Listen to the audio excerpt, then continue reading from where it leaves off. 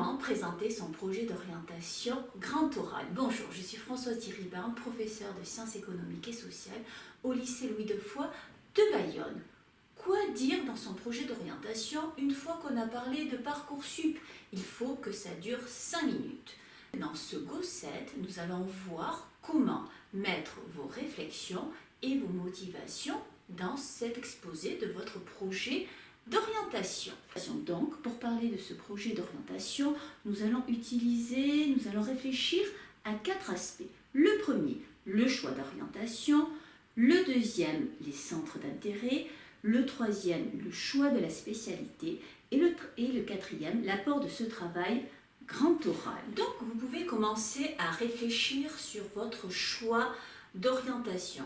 Vous pouvez commencer par dire qu'est-ce que vous avez eu comme choix, si vous en avez eu un bien sûr déjà sur Parcoursup, qu'est-ce que vous avez décidé de faire comme métier, comme branche d'activité, ou si vous ne savez pas exactement, vous dites j'ai demandé par exemple une école de commerce et à partir de là je verrai plutôt si je m'oriente dans le marketing, dans la finance, etc.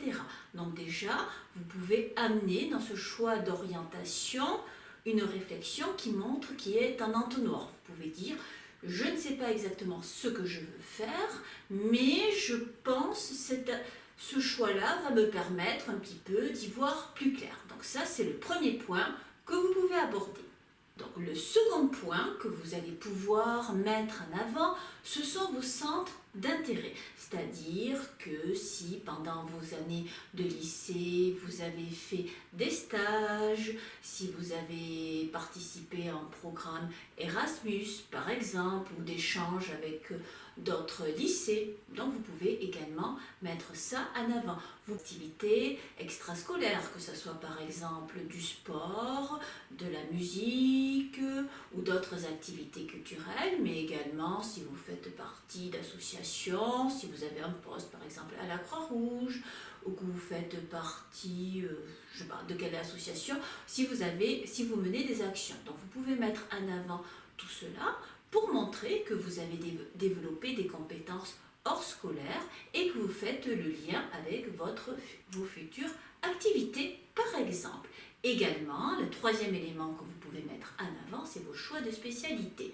En classe de première, vous en aviez 3, vous en avez abandonné une, vous pouvez dire pourquoi vous avez abandonné cette spécialité et pourquoi vous avez gardé les 2 autres. Et également, vous pouvez amener sur quoi apporter votre sujet pourquoi vous avez choisi telle spécialité, qu'est-ce que ça vous a apporté, quelle réflexion ça vous a permis de mener, notamment cet apport de travail sur le grand oral, ça vous a permis de faire le lien entre les éléments qui vous intéressaient, vos compétences, peut-être votre métier futur, ça dépend de chacun, ce n'est pas une obligation.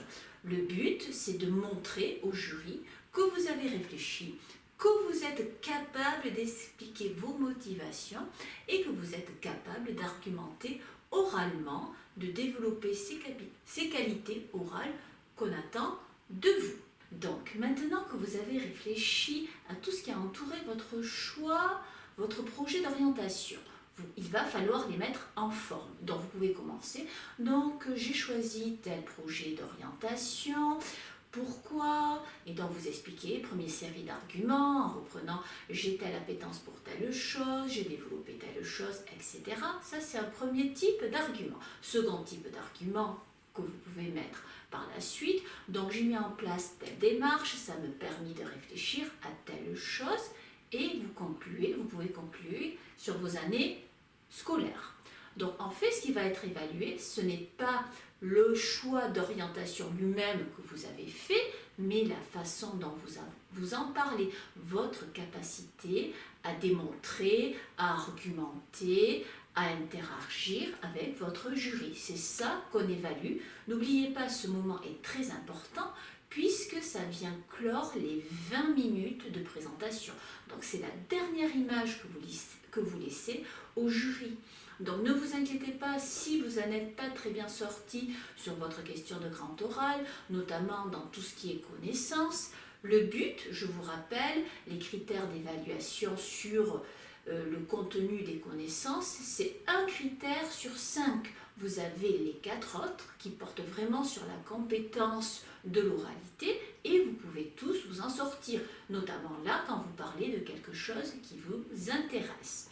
Donc, si vous voulez aller plus loin dans votre réflexion, vous trouverez dans le descriptif de cette vidéo un lien vers Méthodo SES où j'ai posté des guides pour préparer le grand oral. N'hésitez pas à vous abonner à ma chaîne, je mettrai régulièrement d'autres mots ou d'autres points méthodologiques.